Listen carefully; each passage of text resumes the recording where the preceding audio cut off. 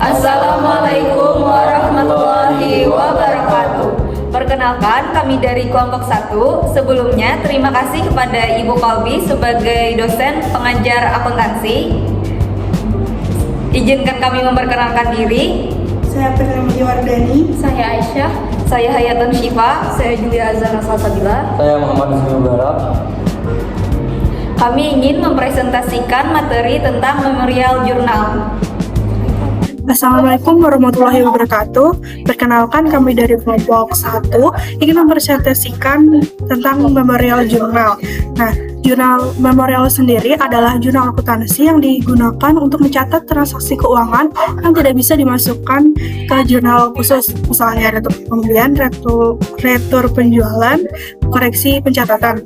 Nah, fungsi utama jurnal memorial sendiri adalah untuk menampung transaksi yang tidak bisa dicatat di jurnal khusus dan memastikan seluruh transaksi tercatat sehingga laporan keuangan lebih akurat, membantu proses penyesuaian akhir tahun, dan menjadi alat koreksi jika terjadi kesalahan pencatatan pada jurnal lain.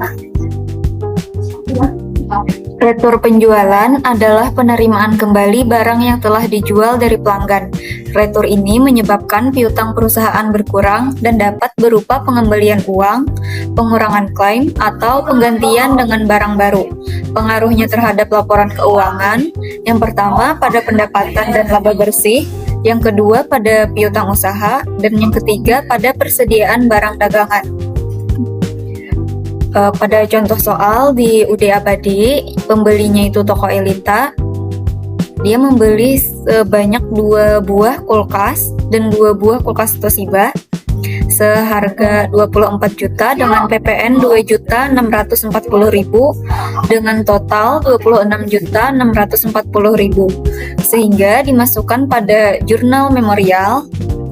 Untuk pembelian tunai itu akunnya sales return di debit senilai 24 juta, PPN outcome di debit senilai 2.640.000, dan cash in bank di kredit senilai 26.640.000. Jika penjualan kredit, akunnya sales return senilai 24 juta di debit, PPN outcome senilai 2.640.000 di debit, dan account receivable senilai 26.640.000 di kredit.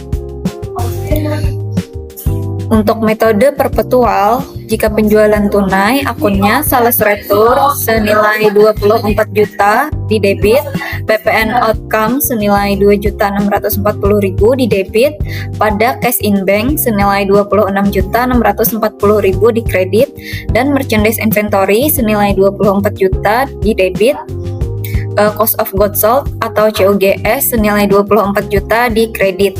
Jika penjualan kredit, maka akun yang digunakan yang pertama sales return senilai 24 juta di debit, PPN outcome senilai 2.640.000 di debit, pada account receivable senilai 26.640.000 di kredit, merchandise inventory di debit senilai 24 juta, pada cost of goods sold atau COGS senilai 24 juta di kredit. Jadi selanjutnya adalah jurnal untuk mencatat retur pembelian. Nah, retur pembelian sendiri adalah kondisi di mana pembeli mengembalikan barang yang telah dibelinya kepada penjual. Nah, retur pembelian ini umumnya terjadi karena yang pertama, barang yang dikirimkan rusak atau tidak sesuai. Yang kedua, jumlah barang yang diperoleh tidak sesuai, seperti barang yang dikirimkan terlalu sedikit atau terlalu banyak. Yang ketiga, pembeli salah membeli barang. Dan yang keempat, ada penjual salah mengirimkan barang. Nah, di sini bisa kita lihat contoh soal dari retur pembelian. Kita di sini sebagai PD Suruni Asri yang sedang melakukan retur pembelian. Nah, untuk metode pertama ada metode periodik. Nah, di sini apabila saat pembelian dilakukan secara kredit, maka akunnya adalah akun payable pada purchase return dan fed in. Nah, akun payable ada di debit dengan nominal mengambil dari jumlah yaitu yang 45.100.000. Terus kita lihat di sini kreditnya adalah purchase return, itu mengambil nominal dari total harga yaitu 41 juta, dan fed in atau PPN masukan 4.100.000 yang diambil dari kolom PPN. Selanjutnya, apabila pembelian yang kita lakukan sebelumnya adalah secara tunai, maka akunnya adalah cash pada purchase return dan fed-in. Nah, nominal cash yaitu 45.100.000 di debit sama diambil dari jumlah, yaitu yang ini 45.100.000. Yang kedua, nominal purchase return yaitu 41 juta diambil dari total harga. Dan yang terakhir ada akun fed-in yang diambil dari kolom PPN sebesar 4.100.000. Selanjutnya ada metode perpetual. Nah, untuk metode perpetual sendiri terdapat perbedaan akun. Di akun purchase return-nya diganti dengan merchandise inventory. Contohnya seperti ini. Apabila saat pembelian dilakukan secara kredit, maka akunnya adalah akun payable pada merchandise inventory dan fed-in. Akun payable di debit mengambil nominal dari jumlah yaitu 45.100.000. Nah, sedangkan untuk merchandise inventory nominalnya sama dengan purchase return sebelumnya, tetapi hanya akunnya yang berbeda. Nominal sendiri diambil dari total harga yaitu 41 juta dan fed-in yang diambil dari kolom PPN yaitu 4.100.000. Yang kedua, apabila saat pembelian dilakukan secara tunai, maka akunnya hanya berubah di akun payable-nya saja menjadi cash. Jadi cash pada merchandise inventory dan fed-in. Untuk nominal cash-nya sendiri diambil dari jumlah yaitu 45.100.000. Akun merchandise inventory di kredit nominalnya mengambil dari total harga, dan yang terakhir akun fed-in 4.100.000 diambil dari nominal kolom PPN. Selanjutnya ada jurnal koreksi. Jurnal koreksi adalah jurnal yang dibuat khusus untuk memperbaiki kesalahan.